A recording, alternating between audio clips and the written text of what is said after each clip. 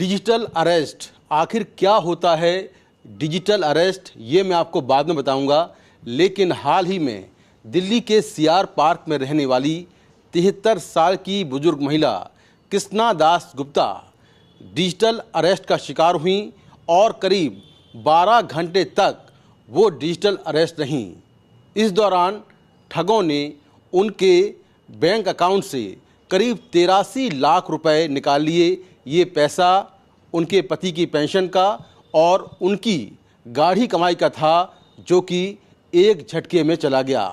तो आखिर क्या है डिजिटल अरेस्ट, इस पर हम बात करेंगे। लेकिन पहले बात करते हैं कृष्णा दास गुप्ता से। मैम, कब आपको फ़ोन आया था और कैसे क्या हुआ? 24 मई का दिन था, इलेक्शन के एक दिन पहले। उस दिन सुबह 9:30 बजे मेरे पास एक फ़ोन रिंग किया, तो मैंने फ़ोन उठाया तो उसमें एक रिकॉर्डेड मैसेज आया कि आपका फ़ोन ब्लॉक कर दिया जाएगा। मैंने पूरा समझ में नहीं आया, तो मैंने सोचा it is a very important thing, phone बंद होने से तो मुश्किल हो जाएगा। तो मैंने कॉल बैक किया तो उन्होंने बोला कि मैडम, आपकी इस नंबर से, आपका नाम से एक और नंबर रजिस्टर किया हुआ है मुंबई में। उस सिम कार्ड इस पर्टिकुलर दुकान से लिया गया है। पूरा एड्रेस मुझे बताया और उसमें 20 around abusive languages and porno photographs भेजा गया है। So there are 20 complaints came to Bombay थाने। सो आपको 2 घंटे के अंदर बॉम्बे थाने में रिपोर्ट करना है। तो मैंने बोला मैं तो दिल्ली में रहती हूँ, बॉम्बे थाने में कैसे पहुँच सकती हूँ? तब उन्होंने बोला कि मैडम, मैं आपको पुलिस डिपार्टमेंट में हैंड ओवर करता हूँ, उन्होंने उनसे बात करिए। दे हैंडेड ओवर द फ़ोन। तो पुलिस डिपार्टमेंट मुझे वीडियो कॉल में लगाया। उन्होंने बोला ना, वीडियो कॉल में पहले नहीं लगाया, थोड़ी देर बाद लगाया था। पहले बोला कि मैडम, आपका नंबर से ये हुआ, आपके नाम पे इतना कंप्लेन है, 20 कंप्लेंट्स, आपको यहाँ पे रिपोर्ट करना पड़ेगा। क्या कंप्लेंट थी? कंप्लेंट था 20 messages of porno photographs and abusive languages messages from that number, which has been made in my name, maybe through the help of my Aadhaar card. And somebody must have got the, could get my Aadhaar card access and did it. So I said, I stay in Delhi only, but they said it was done on 23rd of December. So I said, of course, I go to my daughter in winter. वो भी ठीक लग रहा है, तो I was little confused. आपकी बेटी मुंबई रहती हैं? मुंबई रहते हैं मेरी बेटी, एंड विंटर में मैं अक्सर वहाँ पे जाया करती हूँ। तब उन्होंने बोला कि मैडम, आपको जो है हम पुलिस डिपार्टमेंट में हैंड ओवर कर देते हैं। तो पुलिस जब लिया तब पुलिस ने बोला कि मैडम, पहले तो ये पता करते हैं, अच्छा हम वीडियो कॉल पे हैं, हम पुलिस सीबीआई डिपार्टमेंट से हैं, आपको घर में और कोई दूसरा बंदा तो नहीं है, कोई तो नहीं है? मैंने बोला नहीं, मैं अकेला हूँ। तो बोला हाँ, कोई नहीं होना चाहिए घर में कोई। तो मैंने बोला मेरा मेड है, आप देखिए मेड आसपास नहीं होना चाहिए, आप अंदर वाला कमरे में जाइए। I went to the inside room. तो उन्होंने बोला हाँ, आप यहाँ पे रहिए और आपको हम जो बताएंगे ऐसा आप करते जाइएगा। तो उन्होंने बोला कि आपके पहले पता कर लीजिएगा आपका मोबाइल, आपका आधार कार्ड नंबर क्या है, हमें ये पता करने दीजिए कि आपके बारे में और तो कुछ नहीं हुआ, खाली एक फ़ोन नंबर ही बना और तो कोई घोटाला नहीं हुआ। तो मैंने आधार कार्ड नंबर बता दिया। तो आधार कार्ड नंबर से उन्होंने कहाँ पे कॉल किया, बोले ओहो वेरी सैड, ये बोल के बोला आप तो नरेश त्यागी वाला केस में भी आप फंस गए हैं, वो मनी लॉन्ड्रिंग केस है। मैंने बोला आप जानते हैं नरेश त्यागी कौन है? मैंने बोला नहीं, मैं नहीं जानती हूँ। नरेश गोयल, अच्छा सॉरी, नरेश गोयल। बोले वो जेट एयरवेज का मालिक है, वो उनका मनी लॉन्ड्रिंग केस में बहुत लोग अभी हाजत पे हैं और आपका नाम भी आ गया है, 2 घंटे के अंदर अरेस्ट वारंट है। तो देन तो I was really nervous, what to do. Madam, ये जो बात है किसी को नहीं बताना है आपको, सेकंड पर्सन जानेगा तो वो भी अरेस्ट हो जाएगा, ये देख लेना। And because they are giving me confidence that I am with the Bombay police department and CBI, so I had really no doubt in my mind. Then because I am getting very nervous and there was little tears also in my eyes, so that gentleman said कि आप बिल्कुल nervous नहीं होइएगा, आप देखिएगा मैं तो we don't come in front of the camera, but आपके लिए मैं आ रहा हूँ. So there was a handsome young boy in a full police uniform.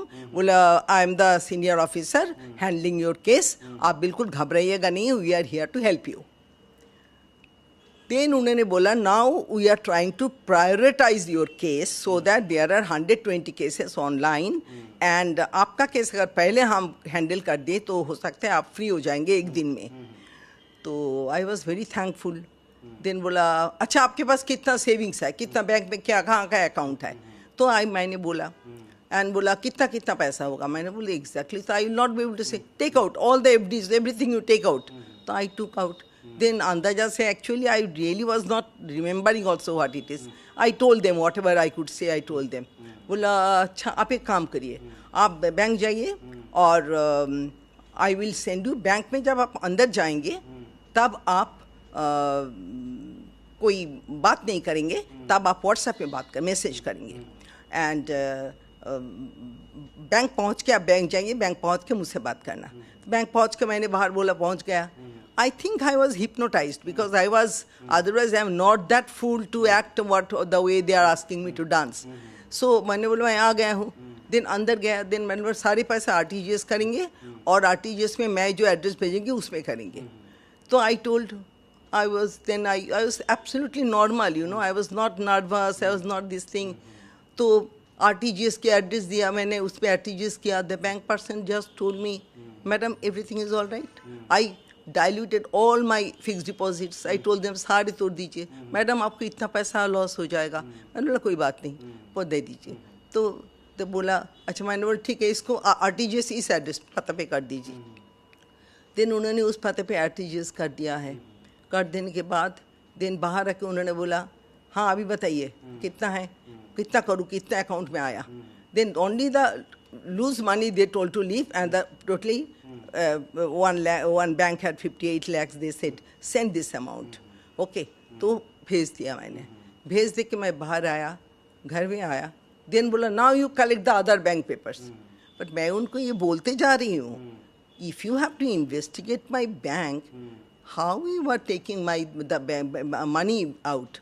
You should have done it in the bank itself by freezing my account. You know, but somehow it was not with that force, which ideally it should be. It is my hard-earned money. Somehow I don't know, it was the effect of hypnotism or what it is. Then I went to the another bank with other documents. वहाँ पे भी मैंने किया. Then वहाँ पे बोल दिया एक और एड्रेस भेजा, वहाँ पे मैंने भेज दिया. वहाँ पे भेज के घर आया. तब बोला और क्या है आपके पास. मैंने बोला एक टाटा AIA. अला जल्दी जल्दी चाहिए और चाहिए. I said I am breaking down, I am just, I can not, I am very sick, I just can not. नहीं मैडम आप प्लीज़ चाहिए आप जाइए.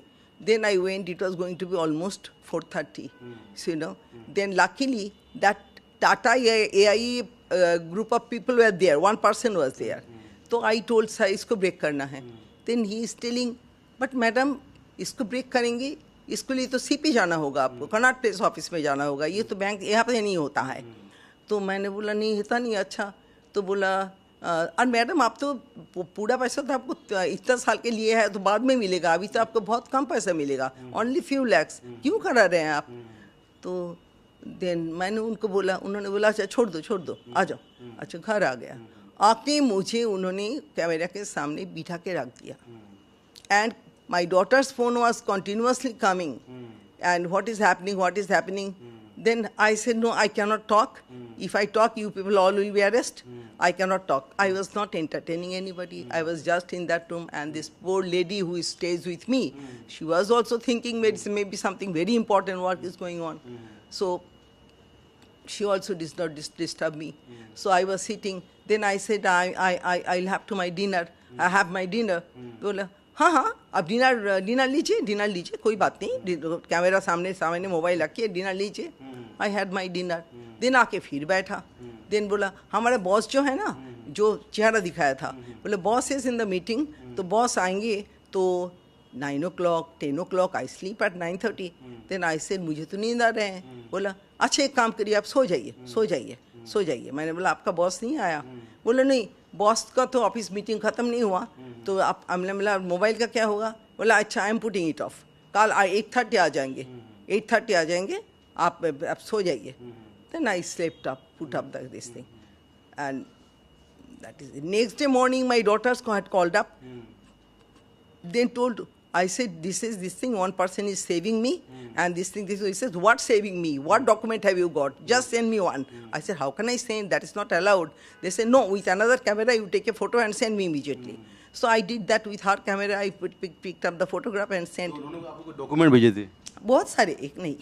क्या डॉक्यूमेंट? और अरेस्ट ऑर्डर जिस पे कायदे से मेरा नाम लिखा हुआ है, प्रिंटेड, और अशोक स्तंभ का फोटो है, सुप्रीम कोर्ट का जैसे प्रिंटेड होता है ना, नीचे स्टैम्प है बहुत सारे, एंड सिग्नेचर हैं. There is no scope for me who has never heard of it, will have the scope to think that it is a fraud.